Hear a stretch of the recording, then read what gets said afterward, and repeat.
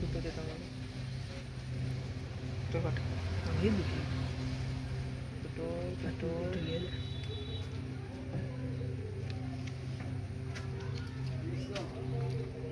আমাকে কটা দিয়ে দিলে? দুটো।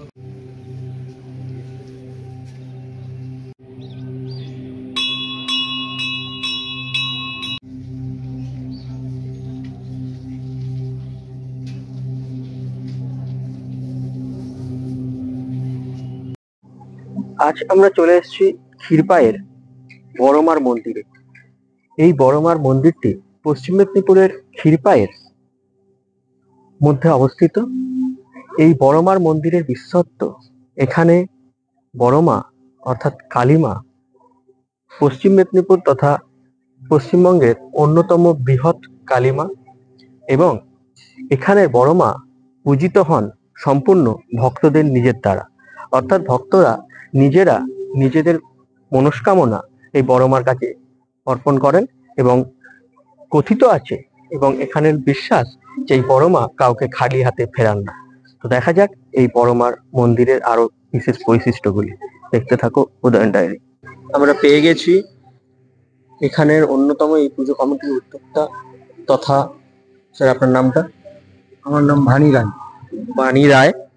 তো এই বাণী রায় মহাশয়ের কাছ থেকে ভানি রায় মহাশয়ের কাছ থেকে আমরা জেনে নেব এই বড়মার মন্দির সম্পর্কে বিস্তারিত তথ্য। বলুন, বলো কি বলতে চাই? এই মন্দিরটা সম্পর্কে একটু বিস্তারিত জিনিসটা বললে ভালো হয়, ইতিহাসটা মন্দিরের। ইতিহাস বলতে বয়স হয়ে গেছে 20 বছর। আচ্ছা। মায়ের, বড় মায়ের। তার আগে ছোট মায়ের মন্দির ছিল, আচ্ছা, এটা ভেঙে গেছে। ওই সামনে যেটা দেখতে পাচ্ছি আমরা। আর কি জানতে চাইছে বলো? মানে ওই যে ছোট মায়ের যে মন্দিরটা ছিল ওটা কি বন্যায় ক্ষতিগ্রস্ত? বন্যায় ডুবে গেছে। বন্যায় মানে পড়ে গেছিল, এখানে একসাথে জল হয়ে যায় বন্যার সময়। মা বন্যাতে দেহ রেখেছে, তারই ওই হাতটা আছে। হ্যাঁ, ওই যে হাতের যে বিশেষ বৈশিষ্ট্য, ওইটাই হচ্ছে তার কাটা হাত। ওটা একটা বিরাট মন্দির ছিল, প্রচুর উঁচু এবং বিভৎস মূর্তি ছিল মায়ের। তো সেই হাতটা এখনো রয়েছে এবং হাত থেকে পুজো করা হয়। হাতটা পুজো করা হয়, তার পাশে আরেক মাকে আনা হয়েছে। আচ্ছা, আর তারপরেই এই বড়মার মন্দিরটাকে স্থাপন করা হয়েছে। আর এই মন্দিরে প্রতিদিন পুজো হয়? প্রতি অমাবস্যা ক্যালেন্ডারের তারিখে পুজো, বাকি দিন নিজের পুজো নিজে করো, কোনো ব্রাহ্মণ নেই। আচ্ছা, তুমি মায়ের পায়ে ফুল দিতে পারো, ফল মিষ্টি নিয়ে আসলে মাকে নিবেদন করে প্রসাদ সব বাড়িতে নিয়ে চলে যাও, এখানে থাকবে যাবে, তাদেরকে ভক্তদেরকে দিয়ে। আচ্ছা, আর একটা জিনিস, যে কালী পুজোর সময় কি বিশেষ কোনো পুজো হয়? কালী পুজো বলতে দেওয়ালির সময় যে কালী পুজো, ওই দিনই আমাদের বড় পুজো। কয়েক হাজার ভক্ত মায়ের প্রসাদ খেতে আসে। পেছনে 2500 মানুষ বসে খাবার সেট আছে।